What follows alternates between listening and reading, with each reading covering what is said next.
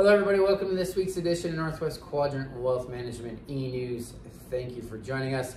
So we thought we'd talk about the face-ripping rally that we've seen since the June lows, and while we don't think that probably the volatility we've seen so far in 2022 is over, Josh can talk about sort of the source for why we think more volatility is to come. So for the year, the market hit a low on June 16th and has ripped higher since then. You know, NASDAQ's up over 20% since then. S&P's up about 15% since then. We're still negative on a year-to-date basis because of the way the negative math of markets work. But we've seen a tremendous rally off those lows.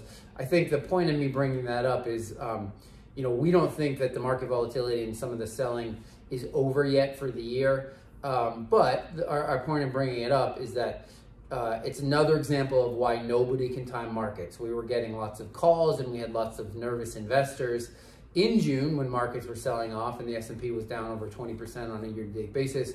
We had lots of people calling us and telling us why it was going to go down at least twice as much and all of the reasons why that was happening. Well, since stocks have rallied, those calls stopped.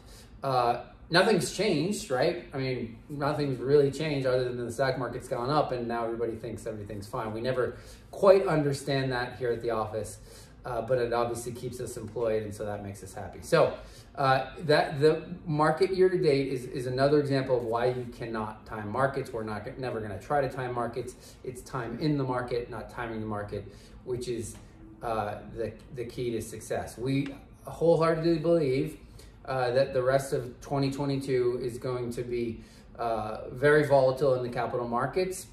But we don't know that for sure, and so that's why we're never going to try to do anything about it. We believe that our portfolios are well positioned on the downside to sort of cushion some of the blows of the market sell-offs, but we believe when markets do finally come back for real to get to all-time new highs, that our portfolios are really positioned to take advantage of that. Josh can sort of talk about the reasons we see volatility continuing, especially in the second half of the year. Remember, markets are forward-looking and everything is relative to expectation.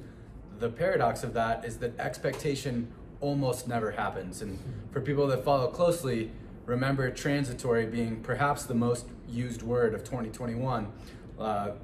Rest in peace, the word transitory. But now you look at this mismatch between what the Fed is actually trying to communicate versus what markets are pricing in, and this massive disconnect between the bond and the stock market, where the bond vigilantes seem to believe that an economic cataclysm is in our relatively near future, while stocks would have you believe that everything is rosy again and the lowest quality names are in fact rallying the most.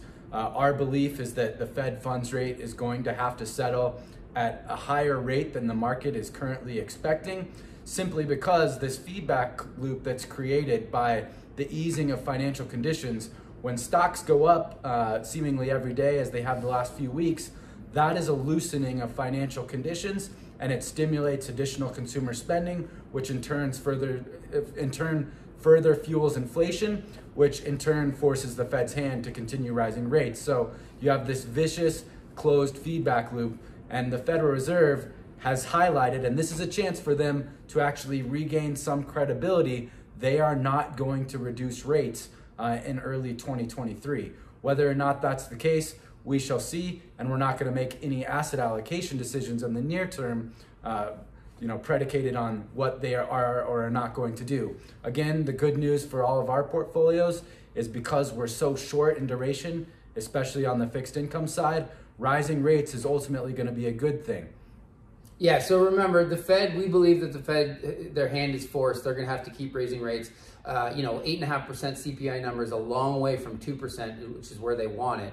And so in order to get the inflation under control, they're going to have to continue to tighten monetary policy, and that means constrict the money supply and make money much tighter, and that means that demand has to go down, and so we're still a long ways from that.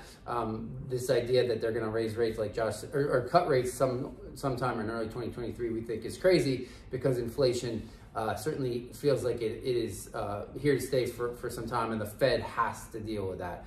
And we think that means more volatility. The only good news is that rates are starting to go higher, like Josh said, especially on the short end of the yield curve. and we might be able to finally get some yield in our fixed income portfolio. So that's certainly the good news of higher rates, especially for all of you out there that are retired.